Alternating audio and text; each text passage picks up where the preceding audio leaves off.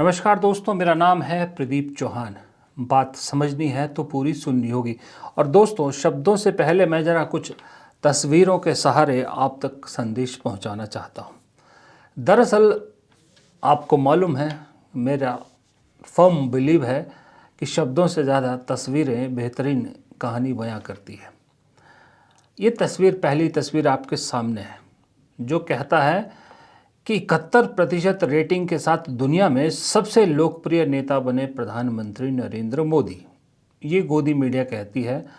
अब ये कहाँ की रेटिंग है, कौन सी एजेंसी है, किसने की है, इस विवाद में ना ही जाएं तो बेहतर है, क्योंकि जब भी रेटिंग की बात आती है तो आपको मालूम है फिर क्या होता है।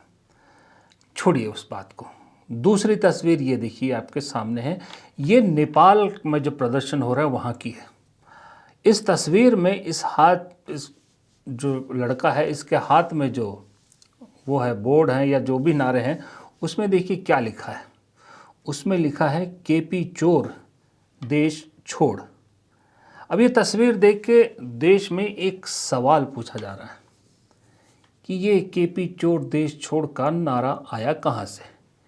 ये आवाज़ कुछ जानी पहचानी सी लग रही है, मतलब इसकी राइमिंग कुछ जानी पहचानी सी लग रही है, क्योंकि इस देश में भी कुछ एक ऐसा ही नारा बुलंद हो रहा है। उस नारे को कहा जाता है वोट चोर गद्दी छोड़। वोट चोर गद्दी छोड़, केपी चोर देश छोड़। ये राइमिंग कहाँ से आई? इसका मतलब भारत में जो नारा गूंज रहा है वो नारा भारत से बाहर भी पहुंच गया है, बाहर भी अपनी आवाज़ बुलंद कर रहा है। और ये नारा जिस शख्स ने दिया है, जाहिर सी बात है अगर नारा वहाँ तक पहुँचा है तो नारे को बुलंद करने वाले की आवाज़ भी वहाँ तक पहुँचती होगी।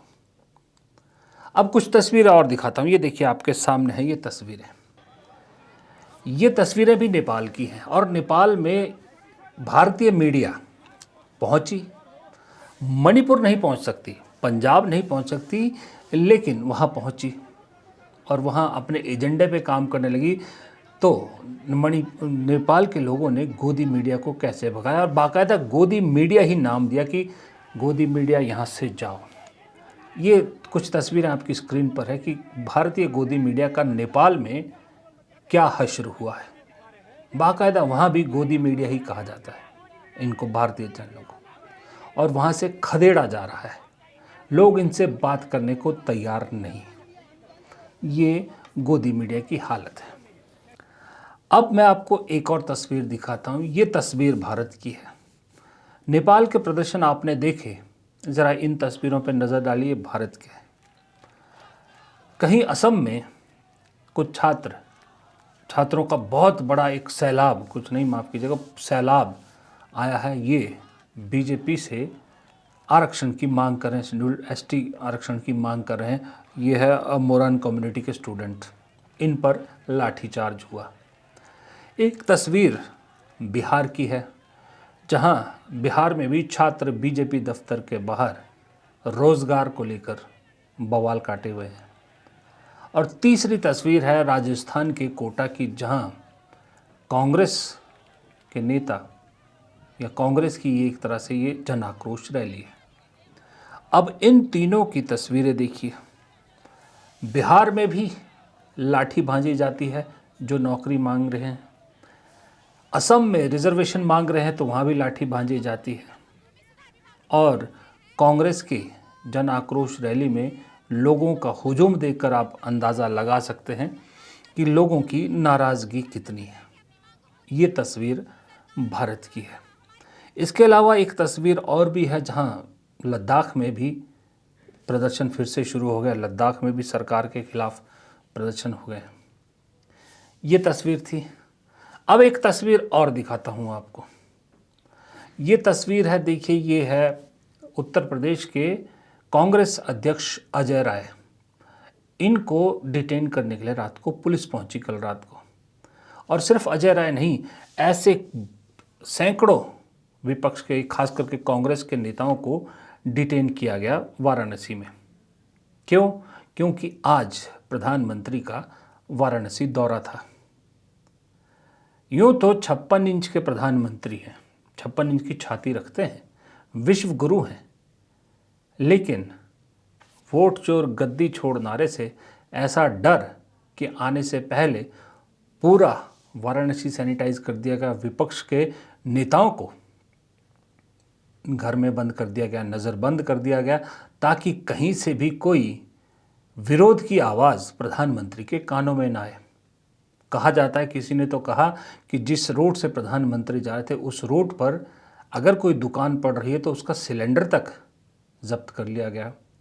उसकी दुकान के बाहर कोई झंडा है या कुछ है वो जब्त कर लिया गया।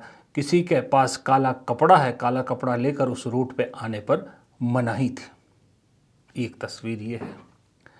अब एक तस्वीर आई कश्मीर से, जहां पर एक सांसद, आम आदमी पार्टी के सांसद संजय सिंह को जम्मू कश्मीर के कई बार मुख्यमंत्री रहे फारूक अब्दुल्ला से मिलने से रोका जा रहा है और मिलने के लिए गेट पर चढ़ना पड़ रहा है उनसे बात करने के लिए। क्यों? क्योंकि संजय सिंह नज़रबंद थे। क्यों नज़रबंद थे? क्यों हाउस अरेस्ट में थे? क्योंकि वो वहाँ पर जो आम आदमी पार्टी के एक विधायक थे महराज मलिक, उनको जो गिरफ्तार किया गया, उन पर जो पीएस एक्ट लगाया गया, उसके खिलाफ, सरकार के खिलाफ आवाज़ बुलंद करने के लिए वहाँ पहुँचे थे। आलम यह है कि जम्मू कश्मीर में एक चुनी हुई सरकार है, जो नेशनल कॉन्फ्रेंस की सरकार है, जिसके मुख्यमंत्री उमर अब्दुल्ला है, लेकिन उनके पिता मौजूदा सांसद और पूर्व में कई बार के मुख्यमंत्री रहे, उन्हें उन्हीं के राज्य में मिलने नहीं दिया जाता एक और सांसद से, एक और पार्टी के नेता से। एक तस्वीर ये है। एक तस्वीर अब और आपको दिखाता हूँ। ये देखिए, ये तस्वीर है राहुल गांधी के रायबरेली के दौरे की, जहाँ बैठक, कलेक्ट्रेट में बैठक चल रही है।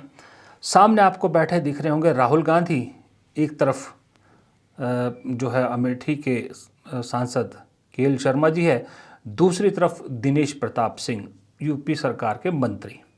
ये वही दिनेश प्रताप सिंह हैं जो कल राहुल गांधी के खिलाफ सड़कों पर बैठे थे, सड़कों पर उतरे थे, आज राहुल गांधी के साथ बैठे थे। लेकिन कोई इन शख्स को ये बताए कि कुर्सी ऊंची करने से कद ऊंचा नहीं हो जाता। अब जरा ये साइड एंगल से फोटो देखिए, किस तरह से जानबूझ के दिनेश प्रताप सिंह ने राहुल गांधी से अपनी कुर्सी को, राहुल गांधी की कुर्सी से ऊंचा किया हुआ था। ये शायद नहीं कहावत इन्हें मालूम जो मैंने अभी कही कि कुर्सी ऊंचा करने से कद ऊंचा नहीं हो जाता। एक ये तस्वीर है। अब एक तस्वीर ये है आपके सामने, जहां पर ये खबर चलाई जा रही है कि सीआरपीएफ के डायरेक्टर जनरल ने मल्लिकार्जुन खड़गे को चिट्ठी लिखी है कि राहुल गांधी विदेशी दौरे पर जाने से पहले हमें इन्फॉर्म करके नहीं जाते। लेकिन राहुल गांधी के विदेश की तस्वीरें चुपचाप इस देश की पूरी मीडिया में बढ़ जाती है। कैसे बढ़ जाती है? जब किसी को पता ही नहीं राहुल गांधी कहाँ जा रहे हैं। लेकिन राहुल गांधी को किसी तरह से रोकना है, किसी तरह से जकड़ने की कोशिश की जा रही है, तो उनको मजबूर किया जा रहा है कि वो इन्फॉर्म करके लिख के जाएं कि वो कहाँ जा रहे हैं, क्योंकि उससे जो है वो उनकी जासूसी करना सुरक्षा के नाम पर आसान हो जाएगा। अब एक तस्वीर और देखिए। ये तस्वीर भी गोदी चैनल की है, गया की, बिहार की, जहां पर खबर चली कि मंच पर से ही मोदी और नीतीश कुमार के समर्थक आपस में भिड़ गए। दोनों गुत्थम गुत्थी हुए, दोनों के समर्थक आपस में लड़ पड़े और ये गठबंधन है वहाँ पर। तो ये कुछ तस्वीरें हैं जो हालात इस देश में क्या है और हालात कैसे बदल चुके हैं, कैसे बदल रहे हैं, ये बताने के लिए लफ्ज़ों की ज़रूरत इन तस्वीरों के साथ नहीं है। ये तस्वीरें अपनी कहानी मेरे ख्याल से लफ्ज़ों से ज़्यादा बेहतरीन तरीके से बता रहे हैं। अब लफ्ज़ों के साथ तस्वीरों की कहानी तो ख़त्म हो गई, अब लफ्ज़ों के साथ तस्वीरों को जोड़ के कहानी को आगे बढ़ाते हैं। अब कहानी को आगे ये बढ़ा रहे हैं कि भाई ये सब तस्वीरें जो आपने देखी जो मैंने आपको दिखाई, ये सब जुड़ती हैं एक ही शख्स से जिसका नाम है राहुल गांधी। कहीं ना कहीं उसी के आसपास घूमती है वो, इसलिए कि करीब करीब एक महीना पहले यानी 7 अगस्त को उस राहुल गांधी ने एक ऐसा खुलासा किया जिस खुलासे ने न सिर्फ प्रधानमंत्री की कुर्सी हिलाई है, इस देश की राजनीति पर भी एक तरह से पूरा भूचाल चला दिया है। और वो खुलासा था कि किस तरह से वोट चोरी की जा रही है। उदाहरण सिर्फ एक बेंगलोर की एक विधानसभा सीट का था, लेकिन राहुल गांधी का दावा कि मैं अभी हाइड्रोजन बम फोड़ूंगा, वो तो बहुत छोटी सी बात थी जो पहले दिखाया, उसने पूरा सिस्टम हिला के रख दिया है। वरना प्रधानमंत्री वाराणसी तो पहले भी बहुत बार गए, क्यों प्रधानमंत्री को इस बार इतनी प्रिकॉशंस लेनी पड़ रही है? क्यों पहले ही विपक्ष के नेताओं को नज़रबंद कर दिया जाता है? 11 साल बाद भी क्यों गोदी मीडिया को ज़रूरत पड़ रही है या बीजेपी के आईटी सेल को ज़रूरत पड़ रही है ये प्रचार करने के लिए कि प्रधानमंत्री विश्व के सबसे पसंदीदा नेता हैं, जबकि पूरी दुनिया जानती है, हम आप इस देश का हर इंसान जानता है कि प्रधानमंत्री की पॉपुलैरिटी कितनी गिरी है। उसके बावजूद ये झूठ क्यों परोसा जा रहा है? ज़रूरत क्यों पड़ी? वो सब ज़रूरत इसलिए पड़ रही है क्योंकि हालात अच्छे नहीं हैं। हालात इसलिए अच्छे नहीं हैं कि वो जो हाइड्रोजन बम की धमकी राहुल गांधी ने दी है, वो धमकी लाइटली नहीं ली जा रही है। उस धमकी का खौफ प्रधानमंत्री से लेके अंधभक्त तक सब में है, और उन्हीं अंधभक्तों को, उन्हीं बीजेपी के नेताओं को राहुल गांधी ने आज एक बार फिर चेतावनी दी है। समय में हम और डायनामिक एक्सप्लोसिव आपको सबूत देने वाले हैं। पूरे देश में नारा चल रहा है, वोट चोर गद्दी छोड़ का नारा चल रहा है, आग जैसे फैल रहा है, क्योंकि सच्चाई है। और हम आपको दिखाएंगे, हिंदुस्तान के युवा आप अच्छी तरह सुनिए, सच्चाई है कि वोट चोरी करके सरकारें बन रही हैं। हम गारंटी करके आपको प्रूफ देने वाले हैं। धन्यवाद आप सब।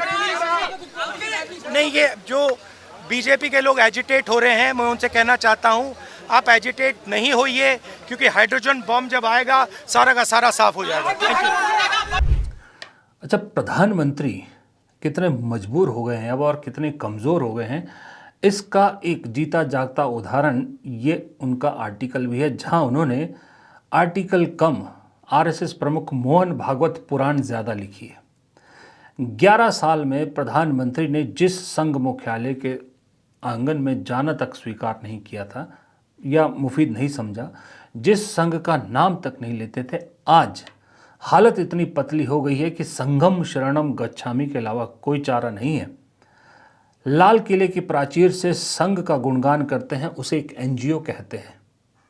और अब जिन भागवत के साथ आंकड़ा 36 का बताया जाता है, उन्हीं मोहन भागवत कसीदे पढ़े जा रहे हैं उनकी शान में, उन्हें खुश करने की कोशिश की जा रही है। रीज़न ये कि भागवत तो आज 75 के हो गए, 17 तारीख को मोदी जी ने भी 75 यानी 75 साल का होना है। जो कानून उन्होंने खुद बनाया था, कानून नहीं मतलब रूल बनाया था बीजेपी के लिए, रिटायरमेंट एज सेट की थी। ऑपरेशन सिंदूर कहाँ पीछे चला गया किसी को नहीं मालूम। आजकल ऑपरेशन सिंदूर की बात भी नहीं होती, विश्व गुरु की आजकल बात भी नहीं होती। मोदी जी बोलते हैं दुनिया सुनती है, आजकल बात भी नहीं होती। आजकल क्या बात हो रही है, जब से राहुल गांधी ने वोट चोरी का मुद्दा उठाया है, आजकल सिर्फ और सिर्फ एक ही चीज़ की बात हो रही है कि प्रधानमंत्री की मां को गाली दी। प्रधानमंत्री भी उसी का जिक्र कर रहे हैं। ऑपरेशन सिंदूर के बारे में सुने हुए आपको कितने दिन हो गए, याद है?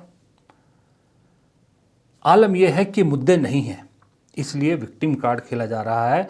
और सुना है कि अपने जन्मदिन वाले दिन अब अपनी मां का पिंडदान भी प्रधानमंत्री गया में करेंगे। ये पहली बार मैंने देखा है। खैर, वो उनका पर्सनल चॉइस है, इस पर ज़्यादा कमेंट नहीं करूँगा मैं। मुद्दों की कमी किस कदर इस बीजेपी के पास है, या कितनी बौखला गई है ये बीजेपी, या कितने एक तरह से आप कह सकते हो आउट ऑफ आइडियाज़ हो गई है, इसका अंदाज़ा आपको एक शख्स है जिसका नाम सम्राट चौधरी है, बीजेपी के बिहार के उप मुख्यमंत्री, उनके बयान से आपको लग जाएगा। अब उस शख्स का ऐसा बयान है कि आप न हंस सकते हैं न रो सकते हैं, बस अपना माथा पकड़ सकते हैं, क्योंकि वो सम्राट चौधरी नेपाल में जो अभी हो रहा है उसके लिए इस देश की कांग्रेस पार्टी को जिम्मेदार ठहरा रहे हैं। कि ये सब कांग्रेस की भूल है, अराजकता इसलिए हो रहा है कि कांग्रेस ने इन देशों को अलग रखा। नेपाल यदि आज भारत का अंग होता, वहाँ शांति भी होती, तो नेपाल में खुशहाली भी होती। अब आप ये बताइए कि सम्राट चौधरी जैसे इंसान को कोई क्या समझाए? कहाँ से पढ़े लिखे हैं, कहाँ का ज्ञान है मुझे नहीं मालूम, कौन सी व्हाट्सएप यूनिवर्सिटी का ज्ञान ये लेते हैं, जिन्हें ये भी नहीं मालूम कि नेपाल पर तो अंग्रेज़ों ने भी शासन नहीं किया। अंग्रेज़ों के भी जो भारत पे जब जिस तरह के भारत गुलाम था, वो नेपाल उसमें नहीं था, नेपाल उनके शासन से भी बाहर था। तो कांग्रेस की कमज़ोरी कैसे हुई नेपाल की अभी जो हालत है, कि अगर भारत में होता तो ये हालत नहीं होते। पाकिस्तान को लेके अब तक ये कहते थे, आजकल कह रहे थे, चलो फिर भी समझ में आता है, लेकिन अब नेपाल को भी कल को कहेंगे कांग्रेस की गलती से है कि चाइना अलग देश है, वरना भारत में ही होता चाहिए। दुनिया के हर देश को इस तरह एक दिन भारत में ये शामिल कर लेंगे और सारी जिम्मेदारी कांग्रेस पे आएंगे। मतलब नेहरू से भी आगे निकल गए अब लोग, नेहरू भी ख़त्म हो गया, नेहरू की ढाल भी नहीं बन पा रही, तो अब इस तरह से करो। कोई सम्राट चौधरी से ये पूछे कि जो नेपाल कभी ब्रिटिश शासनकाल में ब्रिटिश के अंडर भी नहीं रहा, उसके अलग देश की जिम्मेदारी तुम कांग्रेस पे डाल रहे हो, लेकिन आपके प्रधानमंत्री के पास, आपकी सरकार के पास तो मौका था ना। लाहौर तक गोदी मीडिया ने तो कब्ज़ा करवा दिया था, इस्लामाबाद तक कब्ज़ा करवा दिया था। सेना सरकार खुद कह रही है कि हम बहुत एडवांटेज पे थे, आप कम से कम पीओके तो वापस ले आते जो आपका वादा था। छोड़िए नेपाल, छोड़िए भूटान, छोड़िए बांग्लादेश, छोड़िए संपूर्ण पाकिस्तान, कम से कम पीओके तो वापस ले आते, वो क्यों नहीं लाए? वो तो जिम्मेदारी आप ही की थी ना, आप ही की सरकार थी, आप ही के पास सब कुछ था। मान लेते हैं कांग्रेस की कमज़ोरियां थी, आप तो बहादुर थे, फिर आपने क्यों नहीं सिर्फ पीओके तो ले आते, बाकी छोड़िए।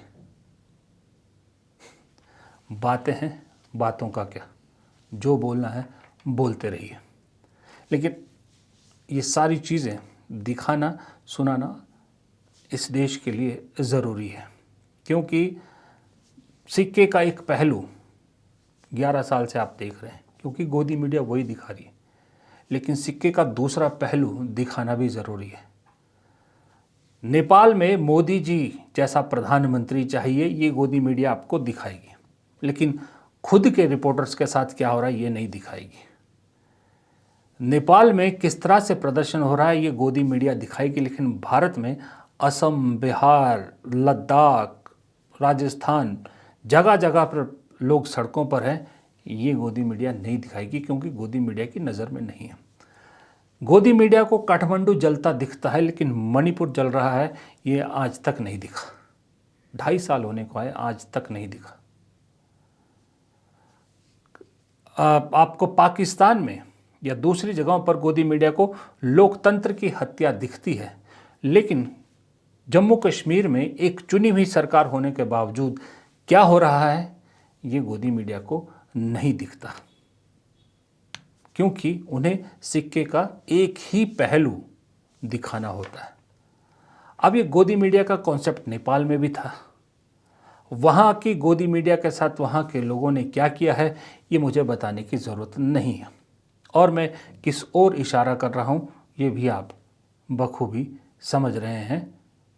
तो सिक्के के दूसरे तरफ के पहलू को जानना समझना आपकी जिम्मेदारी है, और वो पहलू दिखाना हमारी जिम्मेदारी है।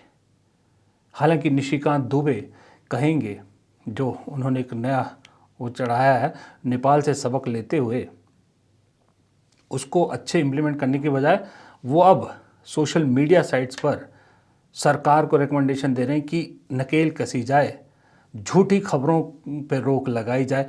और हम और आप ये अच्छी तरह से समझते हैं कि सरकार या बीजेपी की झूठी खबरों की कैटेगरी कौन सी खबरें हैं, उस कैटेगरी में कौन से चैनल या कौन से पत्रकार आएंगे, ये किसी से छुपा नहीं है। इसलिए जब तक मौका है इस दूसरे पहलू को देखते रहिए, हम यूं ही दिखाते रहेंगे। नमस्कार।